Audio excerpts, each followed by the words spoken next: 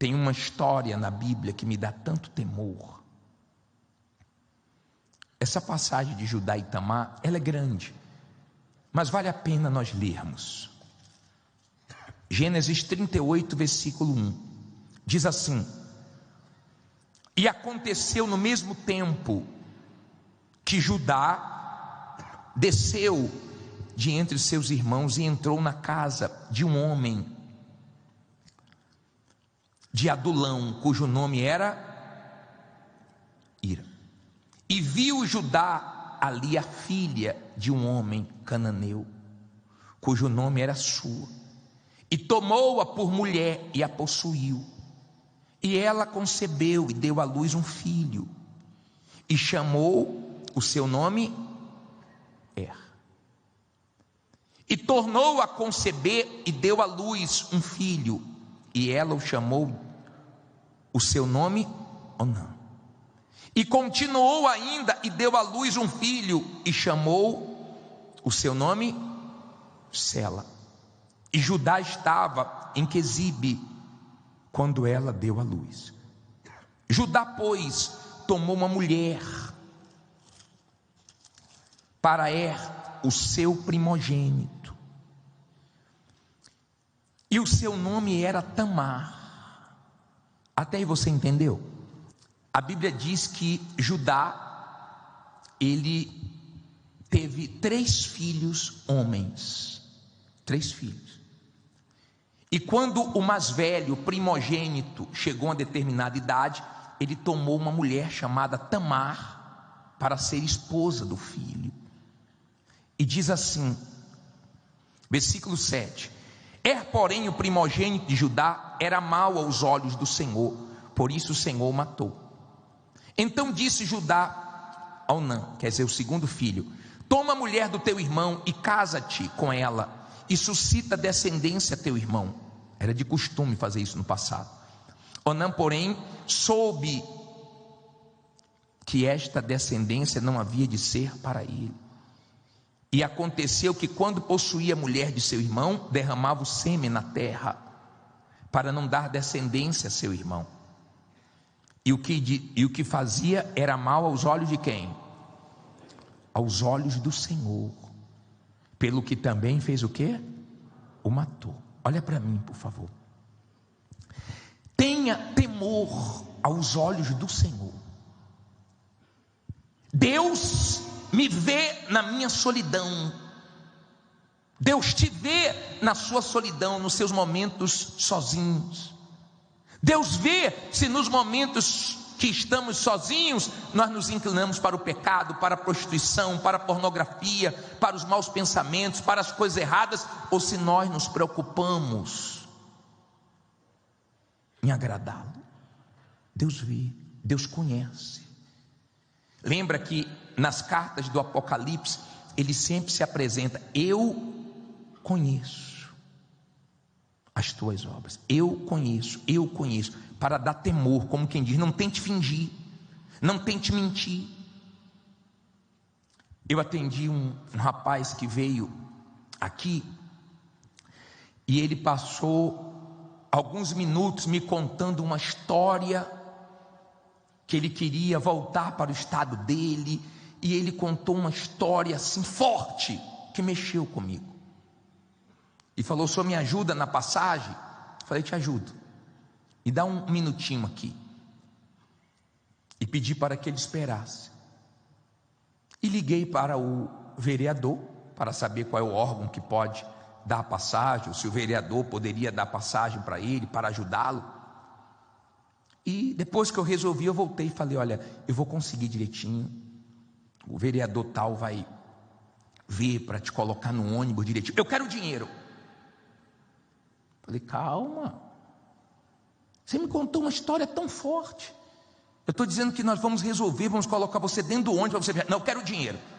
Na verdade, toda aquela história era uma mentira, para meter a mão em quê? No dinheiro. Queria usar drogas, beber, alguma coisa desse tipo, mas recusou a passagem. Falei: rapaz, você falou para mim que você queria voltar para o estado, eu estou resolvendo o problema. Não, eu quero dinheiro. Você vai me ajudar ou não vai me ajudar? Falei: com dinheiro não, com a passagem sim. mas se formos dar passagem, nós vamos te colocar dentro do ônibus. No instante se transformou. Quer dizer, veio na mentira, veio querendo passar perna, como quem diz, vou dar uma chorada, que tem gente que sabe, até para quem chora, né? Sabia que tem gente que sabe chorar? Gente que conta uma história tão forte que comove todo mundo. É verdade. Dia desse minha esposa foi no mercado, tinha uma senhora falando, por favor, compra aqui esse leite para mim, essa caixa de leite. Aí uma outra senhora chegou para minha esposa e falou, está vindo aqui a semana toda atrás dessas caixas de leite. O que mais tem hoje são pessoas o quê? Mentirosas. Ainda usa crianças. Dói. Você não vai conseguir ter nada com Deus sem verdade. Você pode ser a pessoa mais suja, você pode ser um sem vergonha, você pode ser uma pessoa toda torta, você pode ser uma pessoa que viveu com a vida toda errada até hoje. Se você for sincero, você tem tudo com Deus. Ele te perdoa, Ele te lava com o sangue de Jesus. Acabou. Ele te dá o presente, que é o melhor presente que um ser humano pode ter: o dom do arrependimento. Mas se você tentar enganar Deus, esqueça. Os 2 filhos de Judá erraram aos olhos de Deus e se deram mal. Então tema a Deus. Você que minha esposa não está me vendo, meu marido não está me vendo, né? Meus pais não estão me vendo, mas os olhos de Deus nos vê 24 horas por dia. Tenha temor, porque aquilo que você faz perante os olhos de Deus, você vai colher os frutos, e eu também. Amém? Aí, versículo 11, os 2 filhos morreram, e a Bíblia diz assim: então disse Judá a Tamar, a nora dele, né? Sua nora, fica-te viúva na casa de quem? De teu pai, até que Sela, meu filho, seja grande, porquanto disse, para que porventura não morra também este, como seus irmãos. Assim se foi Tamar e ficou na casa de quem? Seu pai. Você entendeu? Primeiro ele perdeu um filho e falou para a nora dele, case com outro filho. Ele fez o que era reto, ou o que era mal, morreu, e ele disse assim, eu tenho mais um filho, espera ele crescer, e você vai ser esposa dele. Tamar voltou para a casa dos pais. Aí diz assim, passando-se pois muitos dias, morreu a filha de sua mulher de Judá. E depois de consolado Judá, subiu aos tosqueadores das suas ovelhas em Tina, ele e Ira, seu amigo, o adulamita.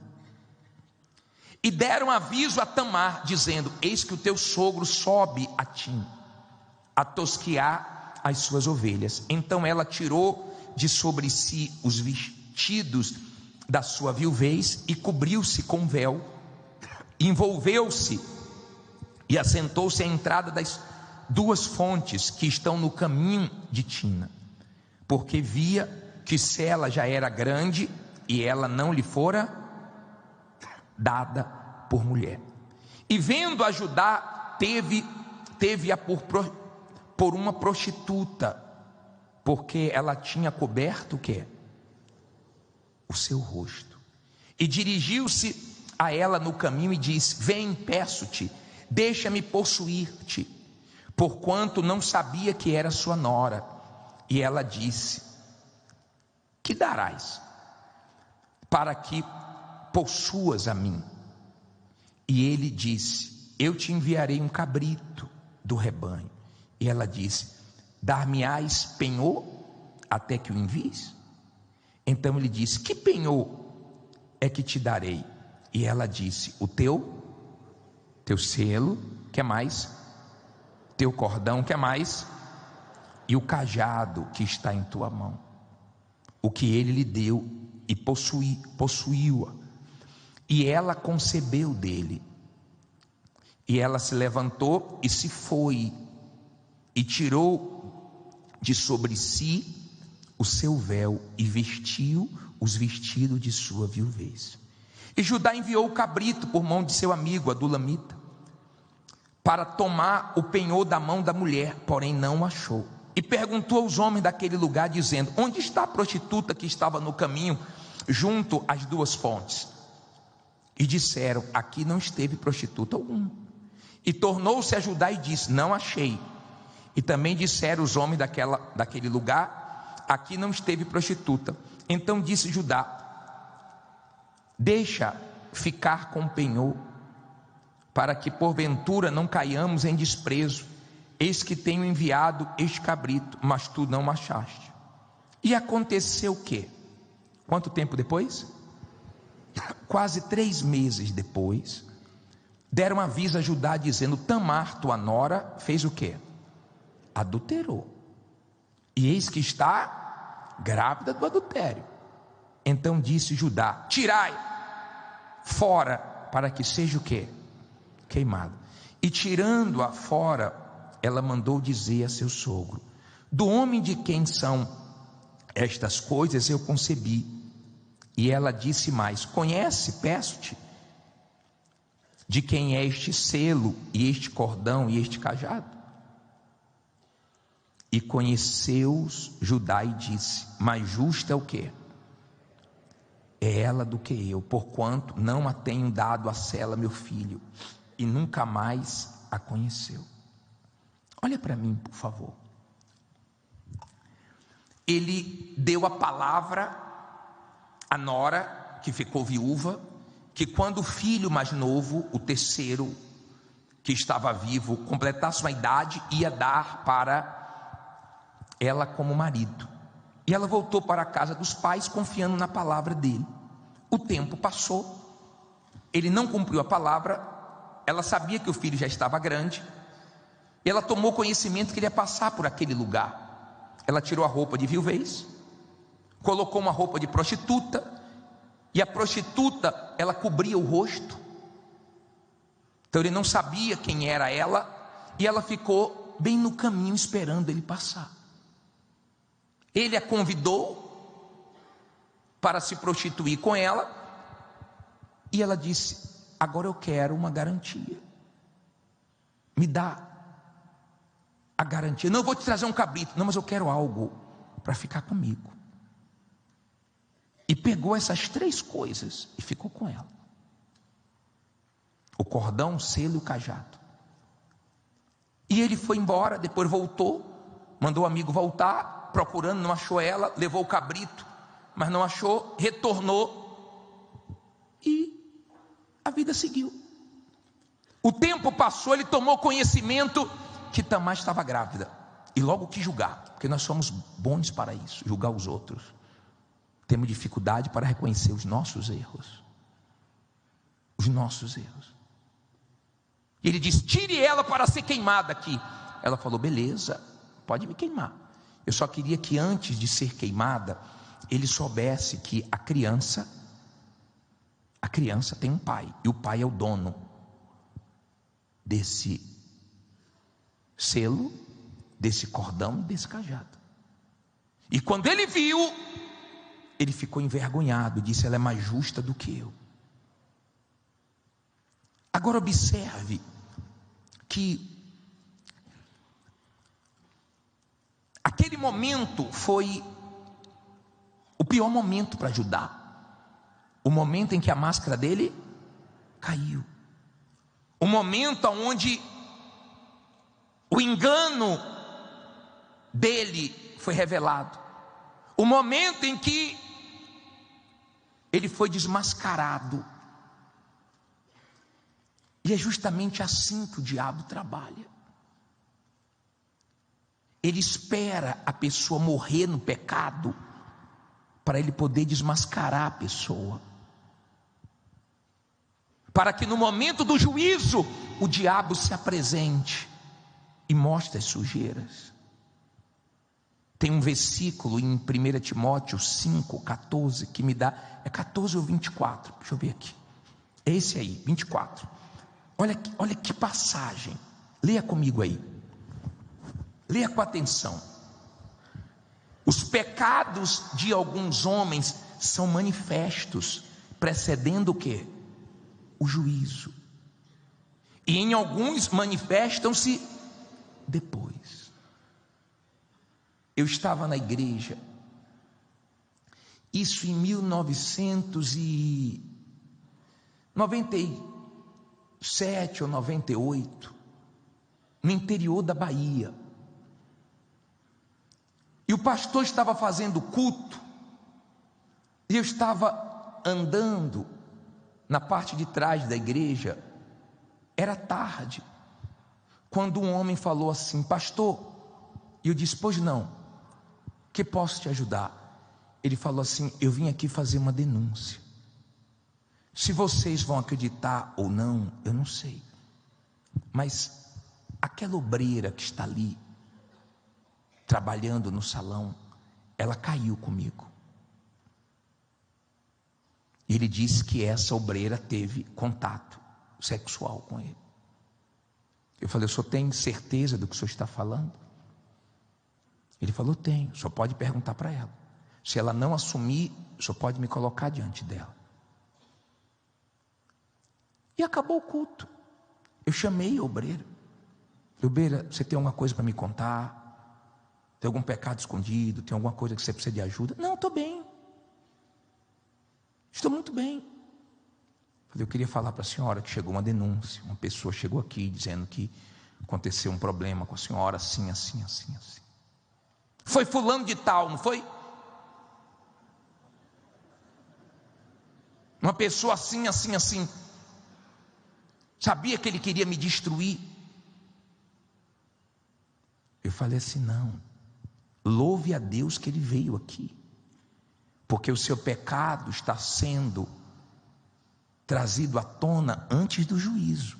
O pior é você ficar de obreira diante dos homens, está tudo direitinho, e no dia do juízo aparecer a sua sujeira. Está dando para você entender? Feliz, a pessoa deveria agradecer, porque veio à tona, porque ela deveria ter tido coragem, teve coragem para fazer besteira, tinha coragem também para confessar, para vomitar, para ficar limpo. E ela não teve, mas ele teve e queria se limpar. E ele não era da Igreja Universal, ele era de outra igreja evangélica. Ele falou: quero me limpar, se puder não ficar na frente dela, melhor, mas eu não queria esconder isso, eu queria consertar meu erro. Eu falei: vá com Deus. Peguei o contato dele, mas demorou, custou para ela poder vomitar o pecado dela, que já tinha sido exposto. Mas ela estava ali, sabe, se segurando para não perder o título de obreira, mas já tinha perdido o quê? A salvação, a alma dela, a pureza dela. Está dando para você entender? É tudo que o diabo quer, você dentro da igreja sem salvação, porque Deus te chama para juízo e o diabo mostra as cartas. Olha aqui, ó, é meu, é minha. Não se brinca com a sua alma, não se brinca com a vida espiritual. Você não consegue enxergar. No momento em que nós fazemos o apelo para que as pessoas entreguem a vida a Jesus, você não consegue enxergar os demônios, porque se nós pudéssemos enxergar os demônios, nós íamos ver os demônios furiosos. Por quê? Porque a oração que mexe com o diabo não é a oração da cura, não é a oração da prosperidade, não é a oração que nós fazemos para suprir suas necessidades. A oração que mais mexe com o inferno é a oração de entrega. Olha bem para mim, por favor. Nós temos levita aí para resolver. Chama o chefe que me manda embora. Não dê atenção ao diabo, não. Dê atenção à palavra de Deus. É triste você que quando o demônio manifesta, você dá ouvidos, mas a palavra de Deus você não dá ouvidos. É triste ver isso em você, que quando o demônio manifesta, fica assim com o olhão e dá maior atenção ao diabo, mas isso aqui, ó, que é mais importante do que o que os demônios falam, você não dá ouvidos. É triste. Se nós pudéssemos enxergar o inferno na hora da entrega, você ia ver os demônios furiosos, Porque Ele não quer que você se limpe, que você seja salvo. Você vem na igreja para Ele, tanto faz, Ele também vem todo dia. Não faz diferença nenhuma. O que faz a diferença é quando você se arrepende, quando você enxerga a sua sujeira, e você diz mesmo: não tenho caráter, olha, eu sou uma pessoa errada, eu sou uma pessoa sem vergonha, eu vou mudar hoje. É isso que incomoda o diabo. Decisão. Amém. Palavra de Deus. Nada é mais forte do que isso. Não tem só um demônio, não, está cheio de demônio aqui. E o ódio dele é quando tocamos nesse assunto. Sua alma, arrependimento. Você já é de Deus mesmo? Você já colocou sua vida toda em Jesus?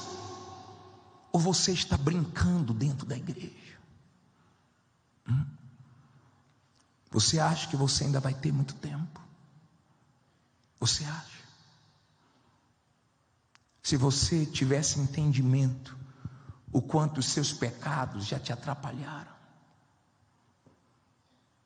o como eles te arrastam para longe de Deus, se você tivesse esse entendimento, você ia ter nojo dos seus pecados. Nojo dos seus pecados. E você ia a Jesus com humildade, pedir perdão, pedir misericórdia. Nós vamos orar. Mais uma vez, o nosso Senhor Jesus tentando salvar. Mais uma vez, Ele tentando acordar, despertar. Ele conhece você. Você precisa se conhecer. Você tem que saber o que você quer. Se você quer o céu, se arrependa, se entregue, que você vai para o céu. Amém? Se você não quer o céu, então saia definido. Se conheça, saiba quem é você. Sabe de quem eu estou lembrando aqui? De Pedro. Que Jesus disse para ele assim: ó Pedro, antes que o galo cante, tu me negarás 3 vezes. Negou uma vez, negou 2, na terceira, Jesus olhou para ele. E a Bíblia diz que ele foi chorar amargamente. Ele negou Jesus. Você sabe o que é seu filho negar você? Você sabe o que é a pessoa dormir com Jesus, acordar com Jesus, conviver com Jesus 3 anos e meio e depois negar ele? Ele negou. Ele caiu feio. Ele foi chorar amargamente. Jesus morre e quando ressuscita, manda um recado para os discípulos e um recado forte para Pedro. Avisa também a Pedro. Falou direto com Pedro, porque ele sabia que Pedro estava tão caído. Se não fosse a palavra de Jesus, Pedro não conseguia ter ânimo. Que a palavra de Jesus hoje te levante. Você pode ter negado, você pode ter se sujado,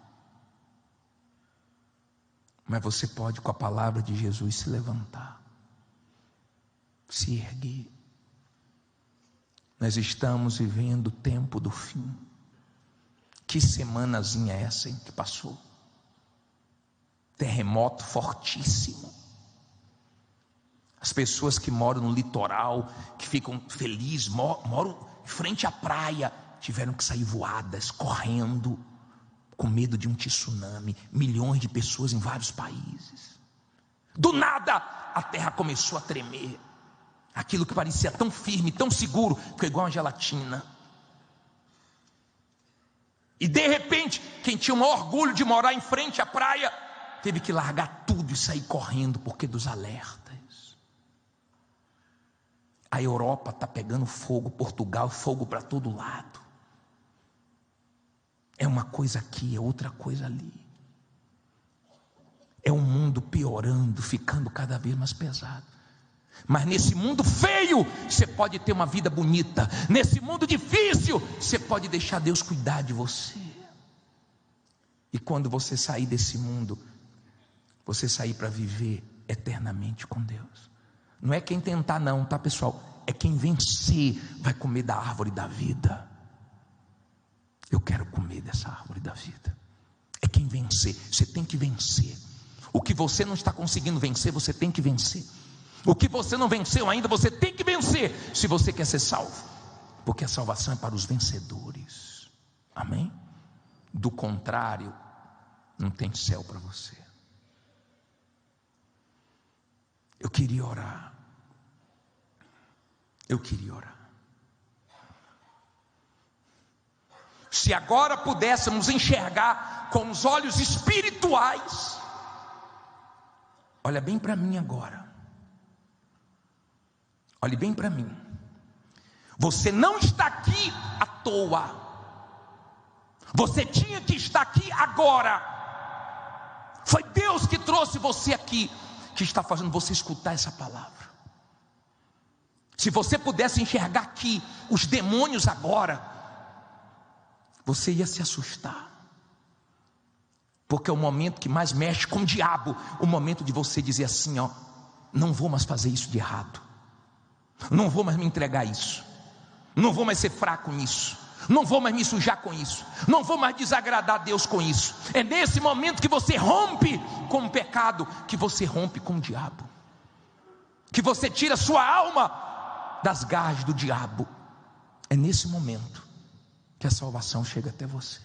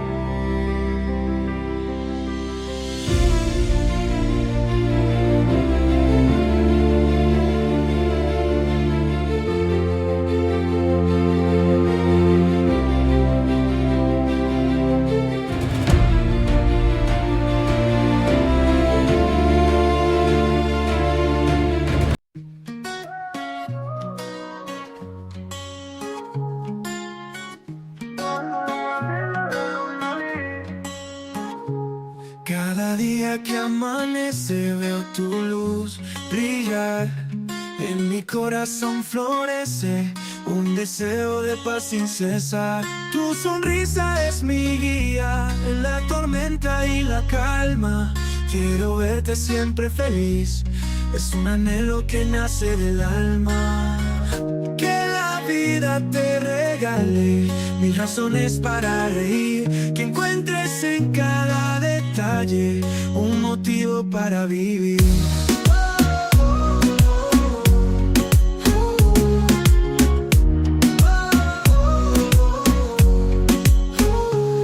En los días grises y oscuros quiero ser tu rayo de sol, que ilumina todos tus muros y te envuelve en un dulce amor.